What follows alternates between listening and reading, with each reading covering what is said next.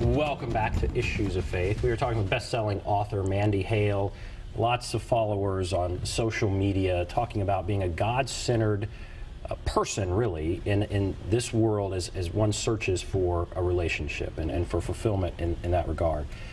Again, when I look through all the stuff, best-selling author, something that stands out, Oprah. So you were invited by Oprah to do something. What was that? Well, first of all, it was my #1 dream in life. I always had this goal since I was a little bitty thing to meet Oprah. She was just this person who I just thought was, sort of a hero of mine.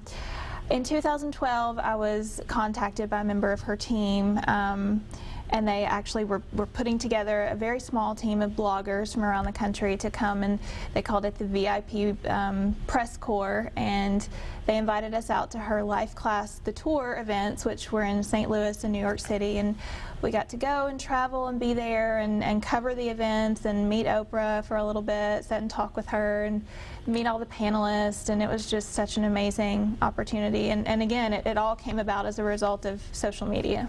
That is amazing. And a blog. I mean, you sat down after, I guess, after a bad relationship and just started writing, and then hundreds upon thousands of people and Oprah and everyone else just finds out and starts following you. Yeah, started with 0 followers, and like they always say, started at the bottom and now we're here.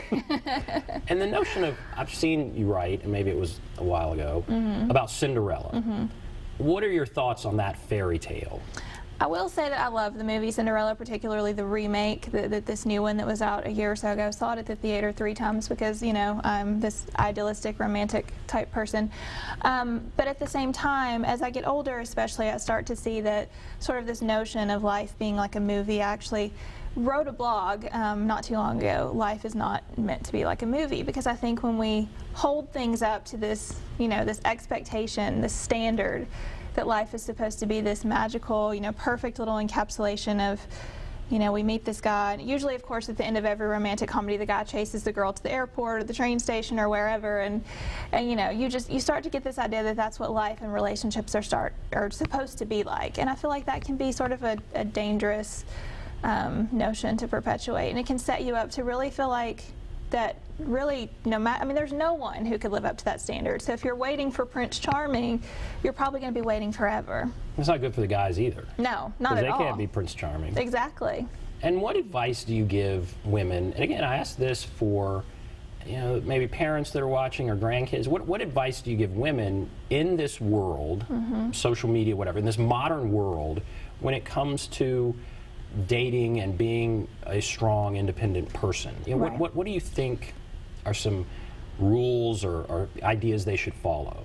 I think realizing that, again, a relationship is not the be-all and end-all, that your life has to be complete, and whether it's, through, obviously with my own walk with God, I feel like that's what completes me in my life. And then, setting goals for yourself and establishing a life for yourself before you then venture into a relationship. Because if you're just constantly wandering from relationship to relationship, you never really know if you're actually choosing that person because you want to be with them or because you're too afraid to be alone. So I think just, again, living your life to the fullest, getting out there and doing the things that make you happy, figuring out what that is, and staying open to love at the same time, but also not putting your life on hold to wait for love. Is a big question you're asked by people who follow you, is this Mr. Right? Are they asking you, have I found the one? And then they start listing all these things and you're like, that's not it. This guy is a disaster. Right, and I do get that question a lot, and I usually always respond, but if you have to ask, it's probably not the one. If you feel like you have to ask someone, I don't know, could he be, is he, because what I've heard, I'm not married, I don't know, you might be able to speak to this, is that when you meet the one, you just know. And so I feel like if you don't have that certainty, if you don't just, feel that in your heart, okay, this is the one, if you're having any level of doubt whatsoever, I don't think that it is. And that's the big question for people. Right. And do you think people will, all right, so I asked about marriage, and it's where it's going. What about church and the role church will play for young people going forward? Yeah. We've seen people drift away. Right. Do you think that will continue? Do you think that will change? What do you think church will be like in 20 years for young people and their involvement? Wow, that's a great question. Again, I would like to see, I think that church, I do think that there is sort of the tides are turning a little bit, and people are starting to kind of say, hey, I feel like this is relevant to me again. And you know, I think as long as the church continues to embrace young people, continues to make room for them, continues to remind them, hey, your life is valuable too. I mean, Jesus was single, you know, so that's the ultimate example of how purposeful singleness can be. I think as long as churches find a place for the young people, for the single people, for the people who don't quite feel like they fit anywhere else, I think that it will continue to remain very viable and very, very important. And some of those old-fashioned messages really resonate. I mean, if you boil down essentially what you're saying sometimes, it's a very old-fashioned sort of message. You know, be treated with respect. If a man is interested, he will make it clear. Right. You know, you don't need to be the one chasing all the time. Yes. You know, so there are, in some ways, they're mixed messages, and I think that's where it's so confusing for women. You know, you're not supposed to be the one chasing all the time, but you shouldn't just sit by the phone. You know, so how do you reconcile that?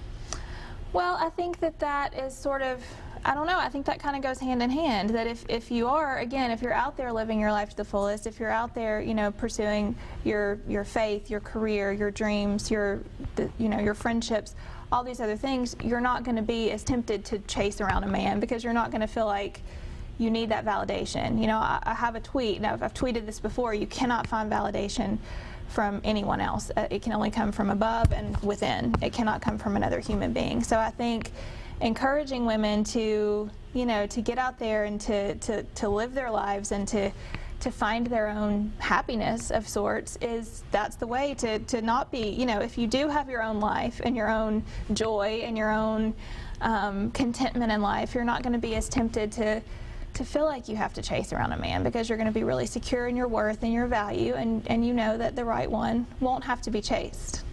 And how have you dealt with having your life be, and I guess you've chosen this, to be pretty much an open book? Yeah. So you have a relationship, you write about it, it fails, you write about it. You know, how difficult is that? It can be very difficult at times. You know, there's a quote in the Titanic that she says a woman's heart is a deep ocean of secrets. So I do keep some things to myself. I think some things are only to be between me and God. But for the most part, I try to give myself a little bit of distance if a relationship ends, or if I go out on a bad date, or, you know, I never want to call the guy out and, you know, publicly humiliate him. So I try to wait a few months and get some distance and some perspective.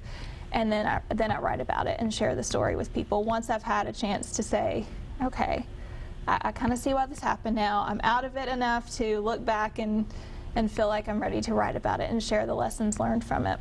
And so there is something to that effect in your new book. There is, yeah. Actually, people who've been following my blog and have read my previous books, they know about this on again, off again, very dramatic relationship. It was over 7 years long. I refer to him as Mr. E, mystery, in all of my books and the blog. And it did finally reach a resolution in this new book, Beautiful Uncertainty. And it was a very much needed resolution and a difficult experience, but one that I was really ready to share with people in this new book, because I knew it would be important. I think everyone has that relationship where they've never had any closure. And so I think that there's a lot of women and men out there who can relate to that. And that, I bet, is something that a lot of people deal with, kind of this relationship that just goes on and on. Yeah, and it's sort of, will they or won't they? Is he the one? Is he not the one? And you never really have any sort of clarity.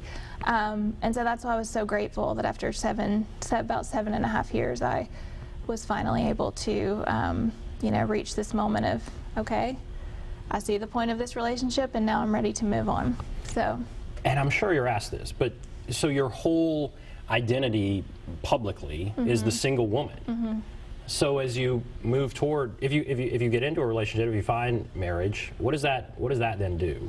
That is something I have given a lot of thought to, and I feel like I will always have a heart for single women because I've been single for my entire life, and I know the journey, I know the struggles, I know the challenges, I also know the joys. So I think that will be a group of people that I will always want to speak to, but at the same time, my readers have grown along with me over these past 6 years, and I've had readers who have reached out to me and said, hey, I got married, I met the right one, and if I hadn't have followed you and really gotten in a good positive place, I may not have ever met him. And so just hearing all these success stories, I like to think that, as my life progresses and as I grow and change, that my readers will grow and change with me, and then I'll be able to share, hopefully, my adventures as the engaged woman and the married woman and all these other chapters of my life. And it's encouraging in a way that we hear all this about the institution of marriage, and is it staying, is it going? But there's no doubt it's still taken very seriously. And so you have all these followers who perhaps that's what the end all is, but they're not rushing into it. They're scared of divorce, it sounds like. I mean, this generation more than ever is scared of divorce. Right. Would you, and I guess we have a minute left, but would you say that?